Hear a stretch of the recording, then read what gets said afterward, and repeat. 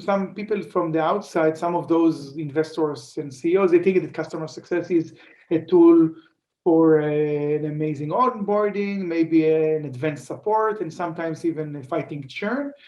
And I think that they should understand that the customer success is that arm that enables you to understand and invest as early as possible in the value and the desired outcomes of the customers. Hello, and welcome to a whole new episode of Engati CX. I'm your host, Kimberly, and we are really glad to have all of you join us today. On this show, we talk to CX and technology experts from around the world. We explore, uncover, and share fresh insights on creating experiences that your customers will remember and look forward to.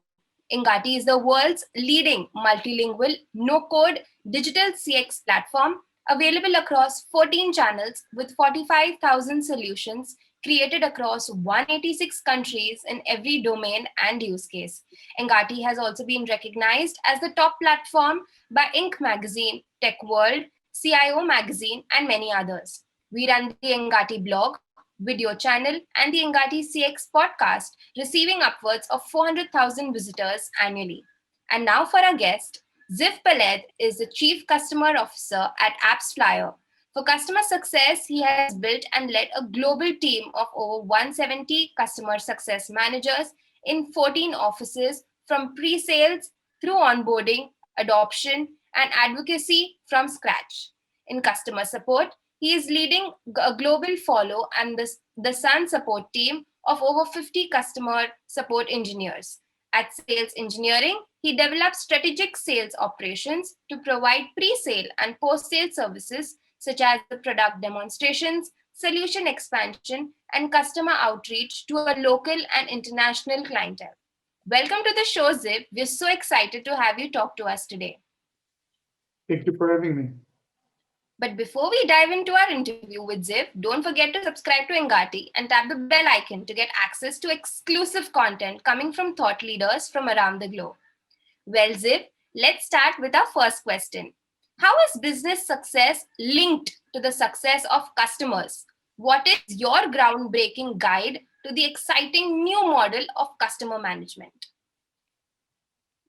So I think if you look at the equation for customer success, for me, it will always be built from value to relationship. And I think that if a customer success management organization will understand the value of the customer, the desired outcomes, then if the product is good, then in the end it will yield customer growth and then the business growth. So I think that these equations, they go end in end. And this is why I believe that you always need to invest and focus, first of all, in the value.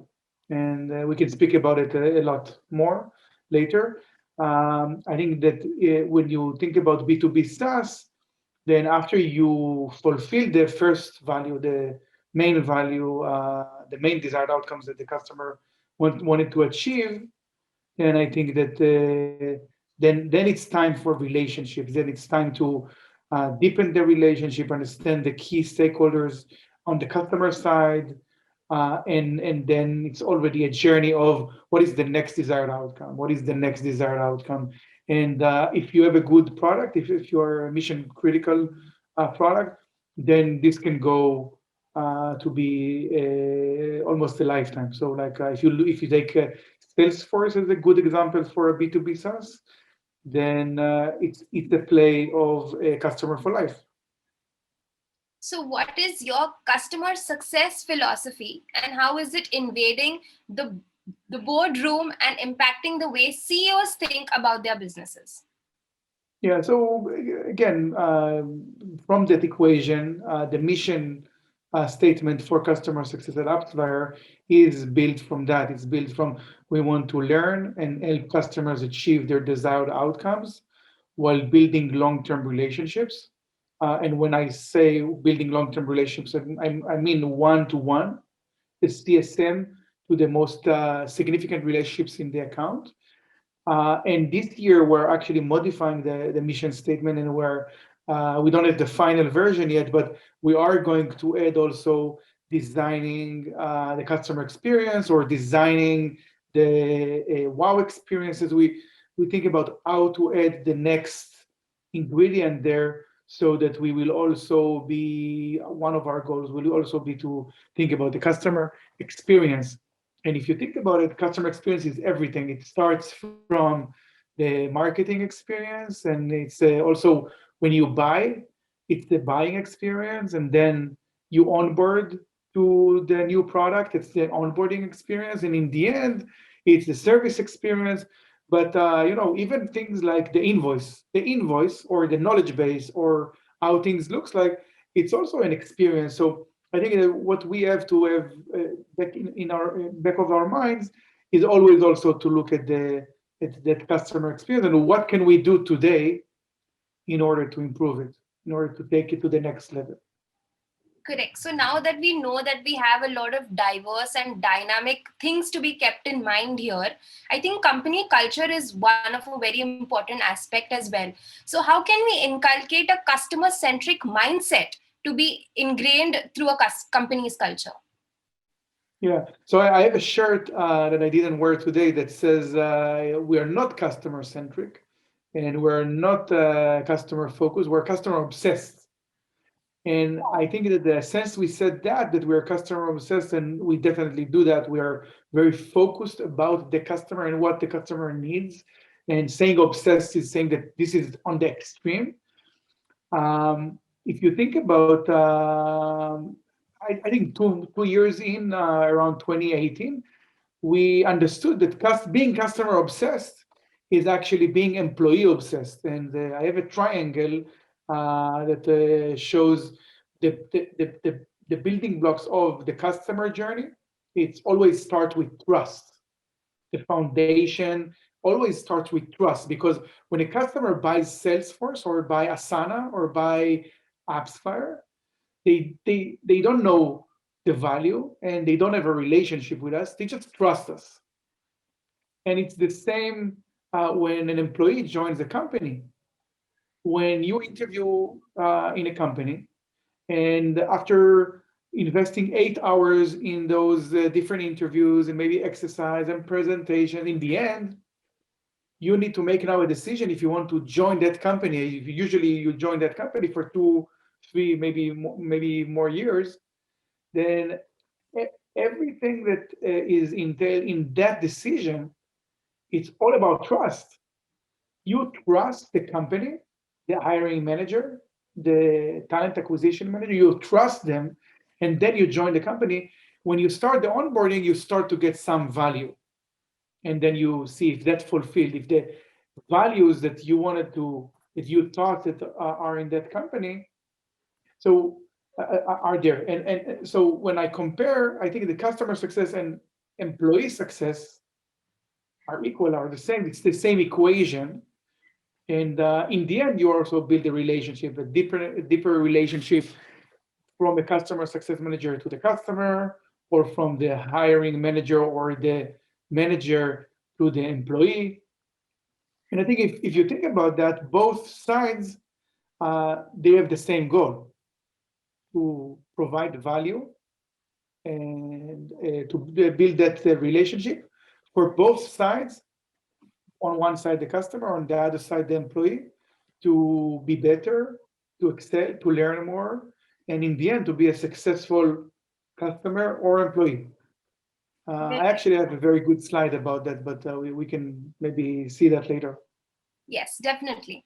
So now that you said that trust is a very important factor for customers and employees, now that looking at the current scenario of COVID-19 and how we all of us are remotely working, how is this digital transformation changing customer success? Do you think here we'll be able to still build that trust you spoke about? What are your some few tips you would like to share? I think if you think about the easiest or the most inexpensive ways to build trust, I think that that happened. The digital transformation started a lot before. COVID-19. I think that if you think about customer success in 2014, 2015, first of all, the foundation of products is SaaS products, SaaS B2B. Most of those products are connected to the internet. So we have a lot of information, more than we can digest, about the customer. We know everything about the customer. And I think that at its own already pushed us to have an amazing advantage. So we know more about our customers, and we know how they interact with the product, and we know how engaged they are, and we know if they are engaged with us, and we can even know the sentiment, if they are positive or negative. We know many things. And in COVID, I think that it's amplified. So in the end, we are now speaking over Zoom. We didn't start speaking over Zoom in March 2020. We're using Zoom from 2014. So, but we had customers that were open and shared video with us, and we had customers that they didn't, and we had customers that spoke with us every week, and we had customers that didn't. In COVID, the amplification was that more wanted to speak with us, and they were more open to share video. And I'm now using a background, but more shared how their home looks like. So if you think about it, it's being more vulnerable and more personal. So the relationship is actually getting deeper and better. I think that it also brought up some challenges, because new customers that we didn't have relationships with them before COVID, that was a little bit more challenging to start a relationship with, start a new relationship over video. Again, some customers were okay, but some customers were more challenging around that. And in the end, I think that if you think about specifically how we work, or who we serve on the other side, in the other side, we serve marketeers. And marketeers, one thing they have in common is that they don't have time. They're always busy. And for customer success manager, and I said it a lot in many podcasts before, is that in the end, we are not a trivial equation. The equation of customer success, you are a marketeer and I want your time. And for that time, I will provide you value. If I'm a good CSM, then I will understand the right value for you.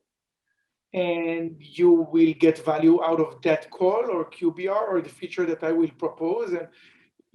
But if I'm not a good CSM, I will clearly, straightforward, I'll say that I will waste your time. I will come with something that will not be interesting for you. It will not provide you any value. And in the end, for the next time that I will ask you to come on a call, you will be more negative, because I already wasted your time once. So customer success is all about that. If I'm a good CSM, I understand your point of view, I understand your challenges, I understand your goals, and I can help you with that. And then I will get more and more of your time, and it will be a partnership, and I will get more people on my QBR. And then it's a very interesting circle, because then you will be more open, and you will tell me your challenges for next year, or for this example, 2021, and I will be able to go back to product and engineering and to say exactly what we need to build for the marketeer, because I have that information. Well, yes, definitely. This is something that we all businesses should keep in mind. Well, on a different note, what is the importance of significant relationships and health scores in B2B SaaS? Yeah, so actually, I'm going to speak about it in a webinar early February. And the title of that webinar is that I don't believe in health scoring at all. I think that health scoring is something, it's an equation. You try to build an equation that automatically will identify a customer that is at risk. So I do believe in insights. I do believe in metrics and insights to understand which customer is not doing well, or not using our product as we wanted. But in the end, I believe that you need to, and I'm speaking now on the more enterprise side, if you have a customer of an enterprise company, and you work with them for a long time, and you understand that their desired outcomes, and you build, think about Walmart, for example. Let's say I'm working with Walmart. In Walmart, there's lots of people working with us. Let's say 80 people are touching the system. But in the end, there's three main significant relationships that the CSM interact with. That they are the more important ones. Maybe they are also the decision makers, but they are definitely the champions. If you know these people, if you identify these people and you invest in that relationship, most likely you will know if this account is at risk or not. And it will be much better than elsewhere. I think that most of companies, most customer success professionals that were working with ELF scoring in March 2020, they got a lot of accounts went to be red in the ELF score, but not necessarily they lost the business. It's just COVID shift them to be red.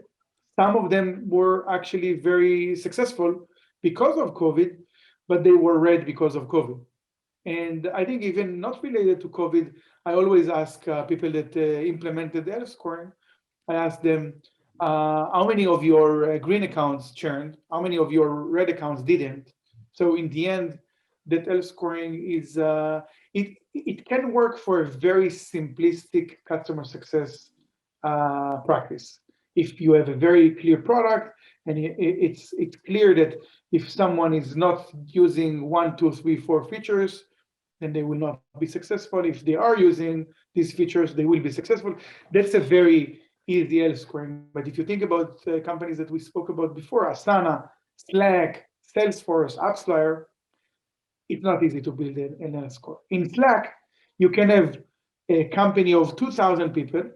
You can have a department of 200 using Slack heavily all day, and the rest 1,800 people not using Slack at all. Is it a successful company or not? Even we don't know. Yes, definitely. And to continue a little bit about that, and to also say what I think about NPS in B2B SaaS, because I think it's also related. Think about that same company, that 2,000 company and Slack, and think about that NPS being sent to the entire company, or being presented to the 2,000 people. And then let's say that 20 people said 10 for the NPS. Then in the backend system for that company, you will have the average of 10, and the NPS will be, of course, promoter, and looks like that company is successful. But if none of those 20 were a significant relationship or a decision maker, then it doesn't mean anything about the success or the prediction of the renewal. You can think that this company is in a state of promoters, 10 out of 10, but they can churn in 3 months. And this is exactly why I think that I don't understand the usage of NPS in B2B SaaS. But by the way, it's a good tool, it's a good metric to understand the customer experience, but it's not a good tool for customer success, like ELF score, because it's not necessarily going to predict the renewal probability. Correct. Yes. Also, is there any other sound bites you would like to leave our audience with? Sure, I think that in the end, my focus in the last 2 years in relationships is a lot around understanding from CEOs and VCs and the market, and the understanding of why you should invest in customer success. And I think that some people from the outside, some of those investors and CEOs, they think that customer success is a tool for an amazing onboarding, maybe an advanced support, and sometimes even fighting churn. And I think that they should understand that the customer success is that arm that enables you to understand and invest as early as possible in the value and the desired outcomes of the customers and understanding. But later on, very fast, for me, within the first 3 months, it's to really build those deep, significant relationships, which, which is building the relationship capital of the company. If you think about B2B SaaS, any company, again, Asana, Slack, Salesforce, AppsFlyer, a customer user in our customer side will use us in that company for between 2 to 3 years, and then they will move to a new company. And if we provided a great product, a mission critical product, and a great customer experience, and above that, we also enable them a great customer service, customer success, and maybe we even built with them that relationship because they were one of those significant relationships. When they join a new company, they will stay in the same profession. So marketers, they will go to another marketing team, and they again will want to use AppsFlyer again. And that's the relationship capital. Correct. Yes. Thank you so much, Ziv, for giving us your time. Your insights were really valuable. And I know our audience is going to enjoy the interview as much as I did. Thank you so much for having me. We'll be back again with a new episode with a new expert soon. So stay tuned and we'll see you around for the next one.